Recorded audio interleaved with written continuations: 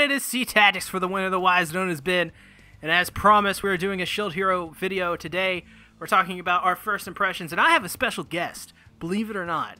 He is one of the greatest YouTubers of all time. Introduce yourself. Hey, it's me, Condifiction. I don't know. Plays games. I play video games, yeah. It's what I do, you know. I don't watch anime. I actually haven't even watched the first episode of Shield Hero. I lied to SeaTactics so that I could steal his subscribers. Well, you know, I'm okay with it. That's good. Or am I? I actually don't know. I guess we'll find out here in a few days. I guess so.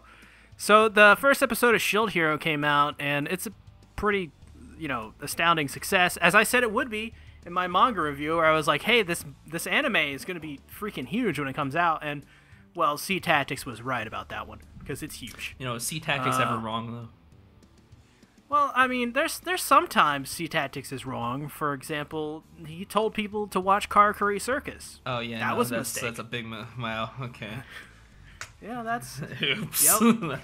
that's an oopsie. SeaTactics did an oopsie. Yeah, we're talking about Shield Hero. It's from Kinema Citrus, the guys who made Review Starlight and Made in Abyss.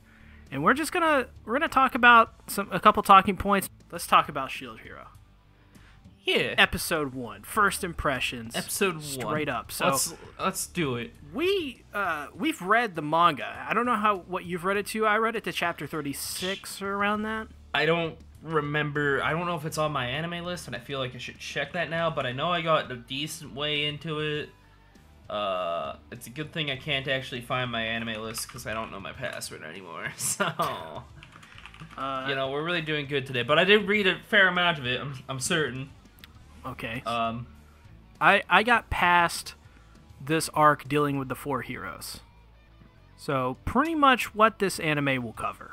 I'm a big fan of Shield Hero, and I'm not new to it at all. I don't think either of us are, really. No, yeah. I'm huge fan. Familiar. And yeah, I love it. One of the things Shield Hero is so good at, and one thing that I was impressed by almost immediately from reading the manga, is how it almost in a way subverts your expectations. So the episode starts out very much like a generic isekai.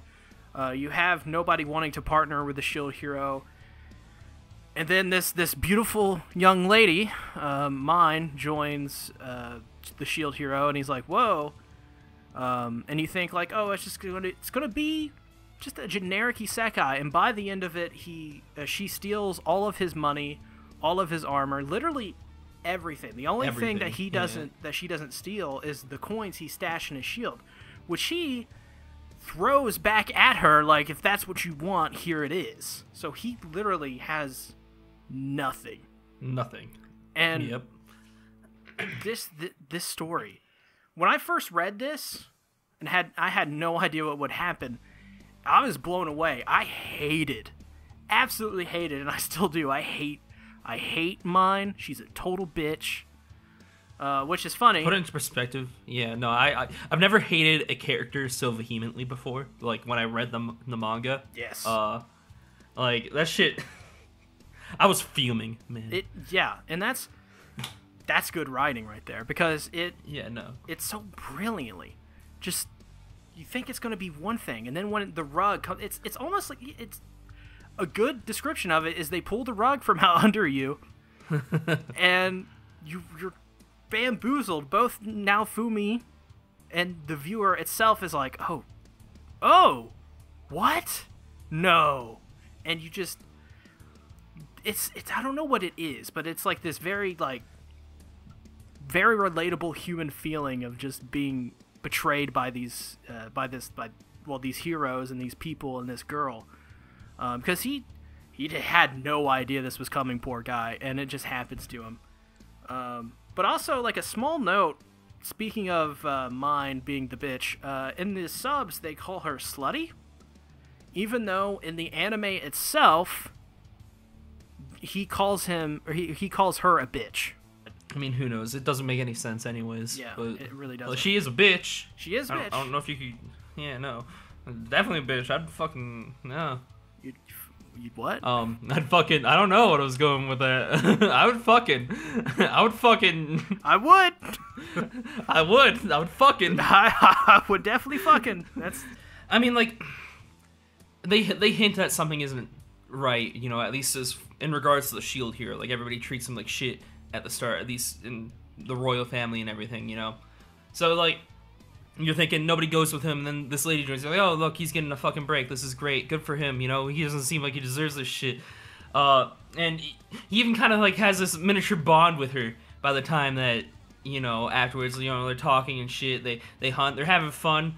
And it just hits you so hard. I don't know if you've ever had somebody, like, who you trust just fuck you over like that, but it hurts. Yeah. It is not a good feeling. And I think that relatability kind of made it hit harder for me when it happened. They build it up in such a brilliant way because you're right. They show you, like, hints of, like, the shield hero is not looked upon in this great view. And you think, like, oh, he's just going to overcome that obstacle. It's always you're just assuming how it would go because you've seen a million isekai. Yeah. So it's like, oh, he's going to overcome the odds. All right, okay. So that's what that is. And then you see more things of where, like, for example, she's wanting him to drink with her. And you're like, oh, okay, this is a weird scene. It seems a little manipulative of her to do something like that. But then it's explained, a good world-building moment here is they explain it of, like, well, this country is a matriarchy. So you're like, all right, it's a matriarchy. I can understand. And he's an innocent, like, teenage boy, right? So yeah, I think he just turned 18 or something like that, actually. But he's a teenage, he's a boy. Yeah, he wasn't old or anything. Yeah, he's basically a kid. He just, you know, he came out of his mother just like 5 minutes ago. 5 minutes ago, tops. And so you're like, oh, okay, it's gonna happen. It's gonna be endless teasing or whatever. And then, like, it happens, and it's just like, it's built up so well. And after it happens, you start to see it. You start to see the cracks, the way that she looks at him when he goes upstairs. Just the little things of, like, her asking how much she would get if she pawned it, all the armor and stuff like that. Yeah. And also when he walks in to, like, the main place where they were summoned to, and he's talking to the king, and he's being basically questioned, ignored pretty much. And oh yeah, wait, you're talking about after you. The spear hero has on his armor that he was that mine convinced him to buy. Right. Yeah. It's built up so well, and it plays so well on what your expectations of the genre already are, which is great, because that means the person who wrote this pays attention to this. He's not just a person who wanted to write another isekai. He's a fan of the series, he's a fan of the genre, and he wanted to create something different. And you can tell that from the way it was written, from the presentation and the tone of the first episode, and how it just shifts. Although a lot of people actually have troubles and some problems with some of the things in the first episode. For example, people say that Naofumi kind of goes hardcore badass too early. What do you think about that? I don't think he does. No, I don't think he even really goes hardcore badass. He goes and beats up some balloons. Those are, like, the weakest monsters in this world, pretty much. He's right? full of rage. Like, yeah, he's just angry. I'd go beat up some balloons too if I was that pissed. You know, like, it's not like anything he necessarily did was, like, badass, right? Threatening to beat up a peasant, that's not badass. That's a kind of an asshole thing to do, you know, even though he was kind of a dick. He had to do it. That's the thing. He had to. No, he had to. And, like, the thing is, in a situation like this, beating up a peasant, like, threatening them with fucking these balloon monster things, of course it's gonna work. It's a peasant. They don't know how to fucking fight. It's literally just threatening somebody for their life. It's not badass at all. He doesn't go badass. He buys a slave afterwards. That's not badass. Right. It's fucked up, if anything. Right. And I guess we can move on a little bit to, like, some of the world building stuff. Like, like this in this country at the very least, because we know that how the story is and how it's set up in the first couple, like, minutes when he gets summoned, that there are different countries with different governments. For example, like we said before, this one is a matriarchy, which is interesting. But in this country, you can just openly go into places that like basically there's like these places you can buy slaves from, and they range from being very humanoid to being more beast-like. I think they have a specific name for them. I can't remember what they used. I can't remember what they called it either. Yeah, but it's something very. It's a generic term, so if you've. It was. Yeah. And then we also learn like there is this horde of like this monsters, I believe, that are just coming to attack them in waves. So they have to get on the same track and be prepared as heroes and stuff like that. We also have the currency thing, like I said, when he was talking to the peasant, of like these orange balloons are worth 1 copper coin. And for like a few hundred, and it's not a lot. It really seems you brought this up, how it is very D&D inspired, very game inspired. Which seems to be, it's just, I wonder, do all the okay, so no, this is answered in the next episode. Everyone has like a menu they can pull up. I don't know. What are your thoughts on all these? World building in general, they do a really good job. Like personally, especially with the D&D note, I'm really into D&D, and I see a lot of world building. It seems like they give you all the information you need to go off of to really know how this world works and the kind of world you're living in. Like, yeah, you can just go down an alleyway and there's a fucking slave shop right there, right in the fucking open, pretty much. Not really subtle about it, you know. People openly fucking discriminate the shield hero too. Like, it's mentioned later on why that happens, but I don't know if I can go into that. When you talk about the heroes, there's also other heroes as well. We know that we know about the shield hero. That is our main character. Yeah. He is the Naofumi. That is his name. We also have the bow hero, the sword hero, and King Dickbag himself, spear hero. Spear hero. Spear hero. Spear hero. Just asking, why are they so confident in their knowledge of this world, and why are they not freaking out or asking questions like Naofumi is? And also, will there be any more heroes? Even though I know that answer, and you do as well. Yes. I think, well, from the sounds of it, right, it sounded like it was very familiar to games they've played, and everybody had played a game that was similar to this in a sense. So, like, maybe that's where the confidence comes from, but it doesn't make sense to me still, because, like, if you just suddenly appeared in a different world, you wouldn't be like, hell yeah, I'm here, give me fucking money. You know? Right. I'd be freaking the fuck out. Yeah. Well, we also learned that all these heroes come from a different version of Japan. So it's not even the same, they don't even come from the same universe of Japan, which is crazy to think about, and that opens up a lot of interesting, unique storytelling methods. True. Because, yeah, like, and, you know, yeah, they actually, like, make a point of how different these Japans are. Like, they ask questions like, oh, who's the prime minister right now? Who's on the dollar bill? Who won World War II? You know, and if the answer was different for that, obviously their experiences are a lot different, too. So that could be very interesting for the future, in my opinion, to see, like, how character development goes. Maybe we see some of their backstory from actual Japan, you know? That'd be interesting. It would. Who knows? Maybe they won't. Maybe they won't. Maybe they will. We know the answer either way. Yes. I think they played it so confident is because I think what the author intended was it's been there, done that before, right? With Isekai. So I think what he wanted was now Fumi to be that oblivious guy. So you once again think that he is the underdog of the series who will go further. I feel like, it's that. I think it's that, and you know, kind of set him up as the underdog. I also feel like it also adds to like the isolation of him. Yes. Right. Because like the entire show, it's about him pretty much being isolated from everybody else. Nobody wants to be around him except for the slave he bought. Yeah.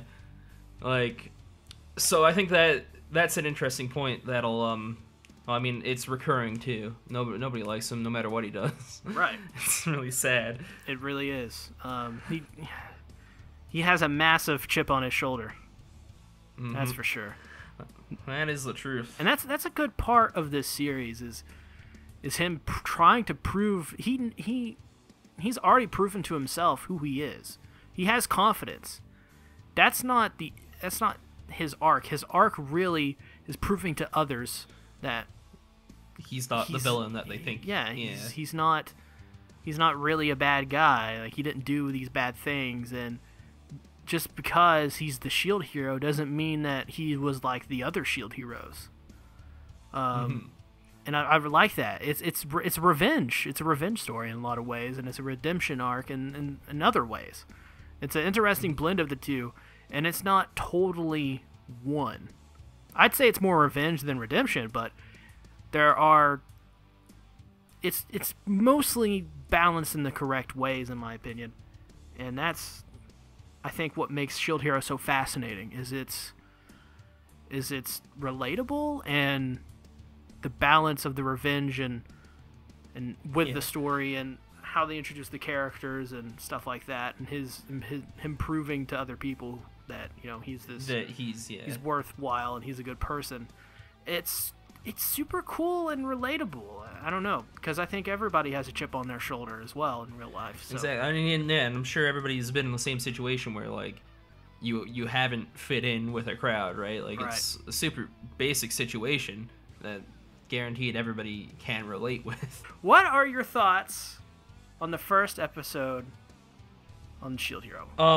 My final thoughts on the first, I honestly enjoyed it. I wasn't necessarily watching it for the sake of like critiquing it or anything, honestly. I was really just having a fun time watching it. Like, you know, I had a blast. I really enjoyed the score.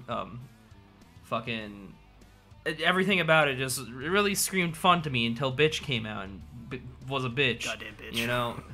Fucking bitch, dude. I swear to God, fucking bitches. Anyway. God, this is like the most cursing we've had in a video in like 5 years. That's what happens when you have Condifiction on a video. Watch out, kids. Demonetized. Demonetized. Woo. But yeah, no, like, very small nitpicks here and there. Like, again, some animation quality for CG, very but whatever. That's really not I'm used to bad CG at this point. I really just don't care at this point. I don't know. I'm looking forward to watching the rest of it, personally. I really am. It's going to be the FMA of Isekai, I guess. Yeah. I think people are really going to look at this one and be like, yeah, like, if you're a beginner in anime, don't watch SAO, watch Shield Hero. Because it's so good. It's so well written. At least initially it is. So with that being said, where can they find you, Condi? Oh man, they can find me at youtube.com/c/Condifiction, or on Twitch at twitch.tv/Condifiction. I also run that D&D podcast I talked about, so if you're interested in D&D, you should check it out. It's called Just Roll With It. It's on every podcasting platform, including Spotify. So, I mean, take a look. It's cool. Yeah, everybody has Spotify. Go check it out. Exactly. I heard it's got celebrity people on it, like, Wow. And where can they find you, SeaTactics? I mean, they can find me here on this channel. You're seeing some videos. Click on those if they find you interesting and fun. Yeah. Hell yeah. Bye-bye. See ya.